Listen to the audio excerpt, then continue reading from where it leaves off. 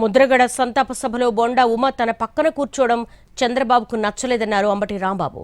కానీ అదే చంద్రబాబు గతంలో తన పక్కన కూర్చున్నారని, అప్పుడు తాను మంత్రిని అన్నారు. నిబంధనలు ఇతర సామాజిక వర్గాలకే కానీ చంద్రబాబుకు వర్తించవా అని ప్రశ్నించారు అంబటి రాంబాబు.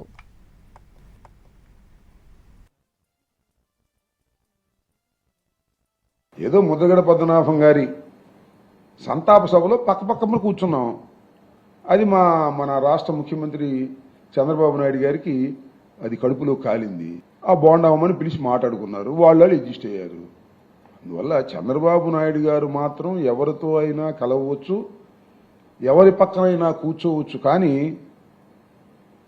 కడమ సామాజిక వర్గాలు మాత్రం కొట్టుకు సాగాలి. నేను చంద్రబాబు నాయుడు గారు ఒక చోట కలిసి కూర్చున్నా, నాకు గుర్తులేదు నిజానికి. ఐ థింక్ అది చీఫ్ జస్టిస్ లేకపోతే జస్టిస్ లేకపోతే గవర్నర్ ప్రమాణ స్వీకారం సందర్భంగా నేను మంత్రిగా వెళ్ళినప్పుడు నాకు ఆయన పక్క సీటు వచ్చింది, కూర్చున్నా.